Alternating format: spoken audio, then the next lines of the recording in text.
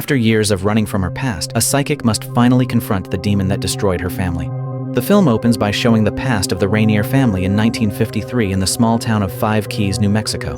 There, Elise Rainier lives with her mother Audrey, her father Gerald, and her younger brother Christian. Since childhood, Elise has had the ability to see spirits, and for her, seeing supernatural entities is completely normal. Sometimes she can't even tell the difference between the living and the dead. Although it may sound like a gift, her ability becomes the source of conflict within the family. Gerald deeply hates her gift and constantly punishes Elise whenever she talks about anything related to the supernatural. Unlike Gerald, Audrey believes Elise's ability is a blessing that should be cherished and that it will one day help many people. One night, Gerald nearly loses his temper when Elise accurately describes the death of a prisoner at the nearby prison, even though that information is known only to the prison staff. To calm the situation, Audrey quickly tells Elise and Christian to go to bed. However, when they enter their room, Audrey is surprised to see toys scattered all over the floor. Elise, thought I told you to put all these toys away. Elise explains that the spirit of a young boy lives in the room and often plays with their toys. Audrey calmly believes what her daughter tells her. Before leaving, Audrey gives Christian a whistle and tells him that she will come whenever he blows it. Unable to sleep, Elise starts talking to Christian, whom she believes is lying on the top bunk bed. In the middle of their conversation, however, Elise realizes that Christian is actually asleep on the sofa and that no one is on the top bunk. Moments later, she catches a glimpse of a young boy running into the closet and immediately begins communicating with him. Seeing his sister talking to someone who isn't there, Christian becomes frightened and hides in the bunk bed, intending to blow the whistle Audrey gave him. Strangely, the whistle is no longer with him. It turns out the spirit of the young boy is sitting directly behind Christian, blowing the missing whistle. It's okay. We won't hurt you. Where's my whistle? The terrifying sight causes Christian to scream, prompting Gerald and Audrey to rush into the room. As usual, Gerald blames Elise and insists that all of their problems are caused by her ability to see spirits. As punishment, he locks her alone in the basement.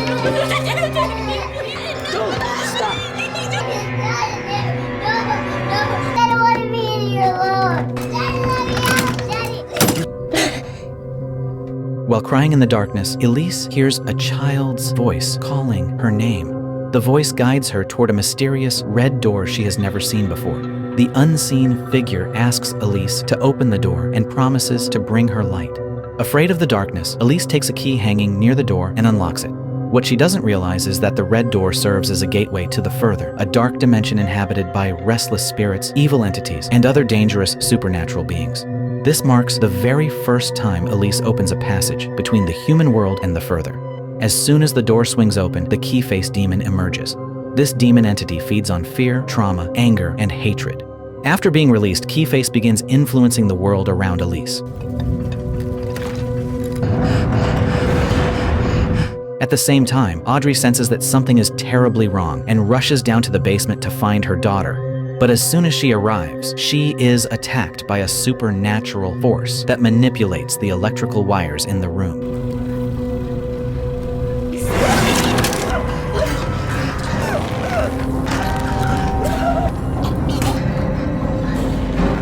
Right before young Elise's eyes, Audrey dies in a tragic accident. Immediately afterward, Elise wakes up from that nightmare.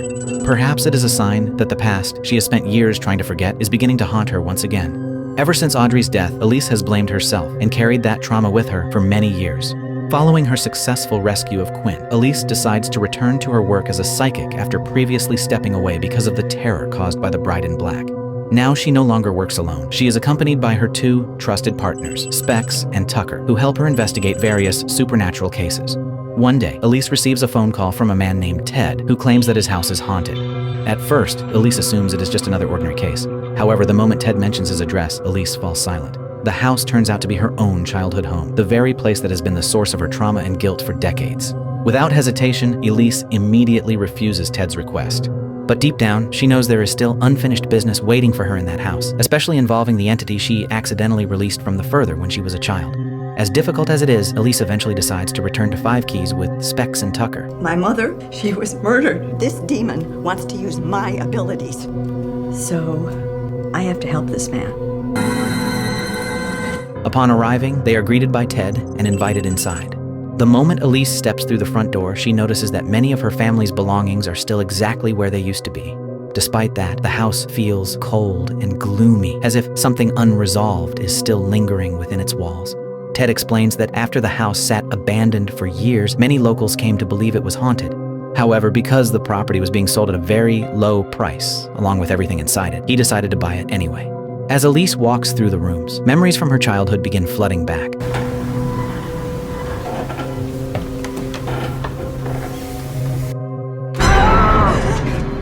Before long, Ted shows them the room where most of the paranormal activity supposedly occurs. To Elise's surprise, it is her childhood bedroom. After entering the room, Elise, Specs, and Tucker begin their investigation. As usual, Specs and Tucker attach cameras and audio recording devices to Elise so they can monitor and record any supernatural activity that may occur inside the house. That night, Elise spends time alone in her childhood bedroom, while Specs and Tucker monitor the situation from inside their van. As she explores the room, Elise discovers Christian's long-lost whistle.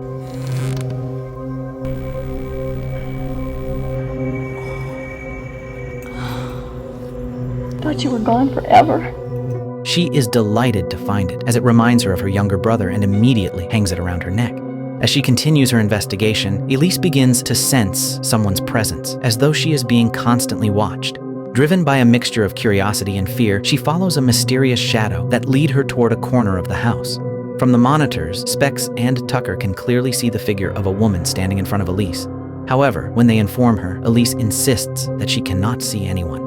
Suddenly, the woman appears directly behind her and whispers that she must help someone, before disappearing. You're going. I don't see what you're seeing. Be careful. The spirits of a woman takes the whistle Elise has just found.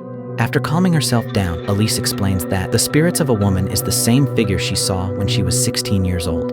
Before she ran away from home, Elise had seen the spirits of a woman standing in the laundry room. Hello. At the time, she tried to tell Gerald what she had seen, but he once again accused her of imagining things and intended to punish her. Unable to endure her father's abuse any longer, Elise chose to leave home, leaving Christian behind as well. I won't let you hurt me anymore.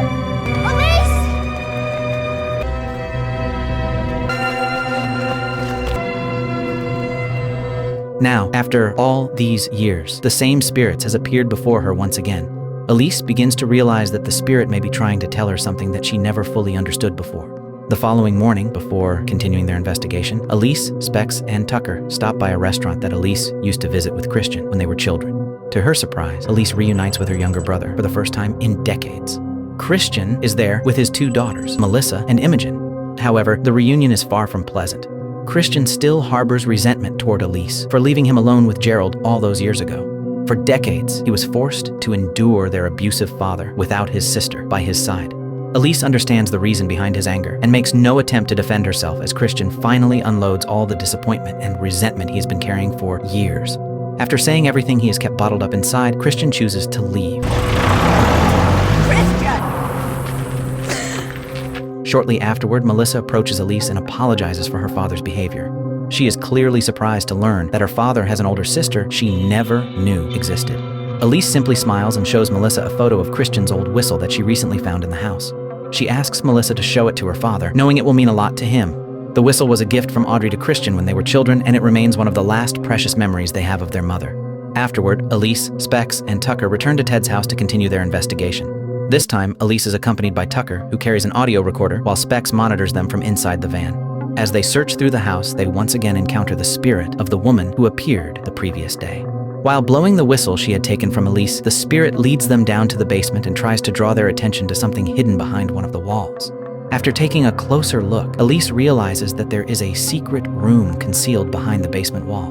When they finally manage to open it, they discover Christian's whistle inside. However, they are horrified to discover a woman chained up and imprisoned inside the room in terrible condition.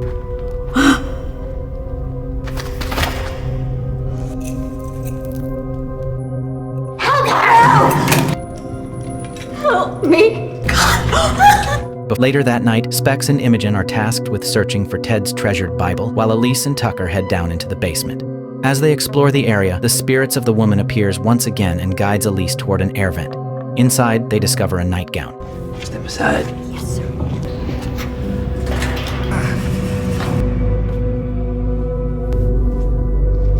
The moment Elise touches it, she experiences a vision from the past. Through the vision, Elise finally learns the truth about the spirits that has been appearing before her all this time. The woman's name is Anna. When Elise was a teenager, she once saw Anna inside the house, but assumed she was simply another ghost haunting the property. In reality, Anna was still alive at the time and was desperately trying to escape. The vision reveals that Anna had been imprisoned by Gerald in the basement. If you're taking anymore, please let me go.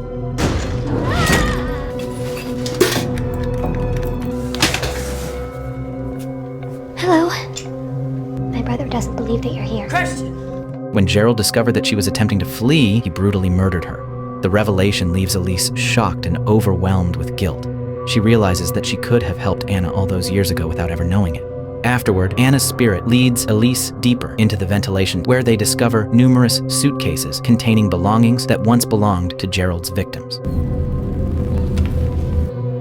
Sorry.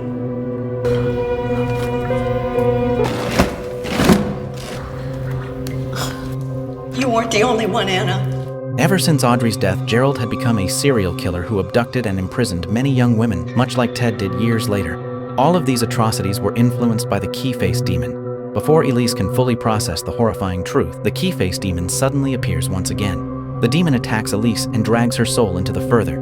Meanwhile, Tucker quickly secures Elise's body in the real world, knowing that it will be vulnerable while her soul remains trapped.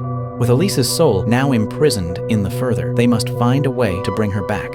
Among them, only Imogen possesses the ability to see spirits and has the potential to enter the spirit realm. With Tucker's help, Imogen ventures into the further for the first time and begins searching for Elise. Along the way, she is guided by Anna's spirit, who leads her toward the red door. I'll help you.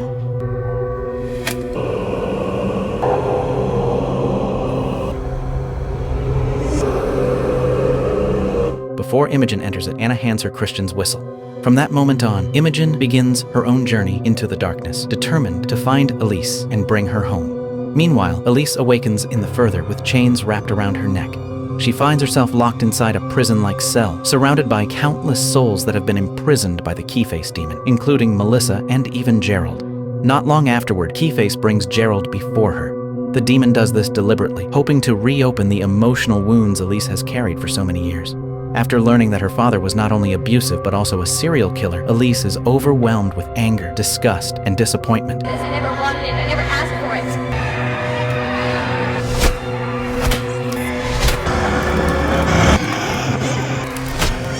But that is exactly what Keyface wants. The more hatred Elise feels, the stronger the demon becomes. For years, Keyface has fed on human fear, suffering, anger, and hatred. Amid the chaos, Imogen finally manages to find Elise and repeatedly calls out to her. Gradually, Elise regains control of herself and stops directing her rage toward Gerald. At that moment, she finally understands the truth. For decades, Keyface has not only haunted the Rainier family home, but has also exploited the darkness within people, like Gerald and Ted, pushing them to kidnap, torture, and harm others. In doing so, the fear, trauma, and hatred experienced by their victims become a source of power for the demon. Elise finally realizes that as long as she continues to live with anger and guilt, she is giving Keyface exactly what it wants. As Elise prepares to confront Keyface, the demon suddenly captures Imogen and Melissa. It deliberately feeds on their fear, using it to make itself even stronger. Let them go. When Keyface begins attacking Elise, Gerald's spirit suddenly appears and shields his daughter. For the first time, Gerald acts like a true father, sacrificing himself to protect her. However, his sacrifice is not enough to stop the demon. Before long, Elise is overpowered once again and finds herself at Keyface's mercy. At the most critical moment, Imogen throws Christian's whistle to Elise, the one Anna had given her earlier. Without hesitation, Elise blows it.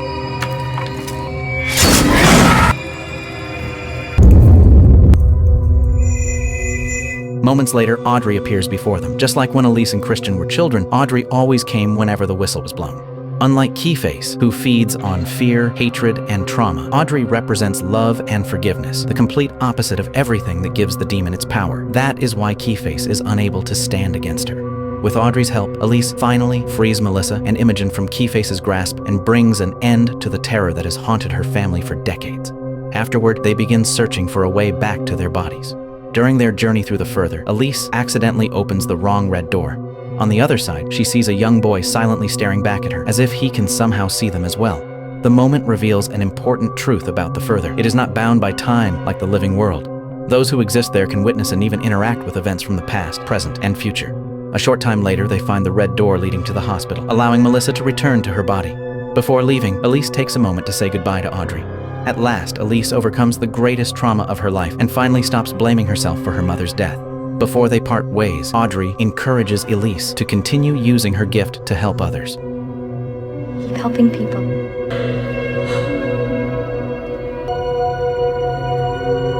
With that, Elise, Imogen, and Melissa return to their bodies.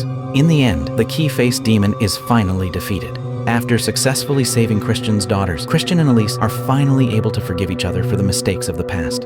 Elise also returns the whistle Audrey gave to Christian, which had been lost for many years. Though it is only a small object, it becomes a symbol that the old wounds between them are finally beginning to heal. After leaving Five Keys, Elise returns to her normal life alongside Specs and Tucker. That night, she dreams of a young boy sleeping peacefully in his bedroom. He is the same boy she briefly saw when she accidentally opened the wrong door in the further. Outside the boy's window, a red-faced demon slowly approaches, as if it is stalking its next victim. Elise suddenly wakes up with a sense of dread.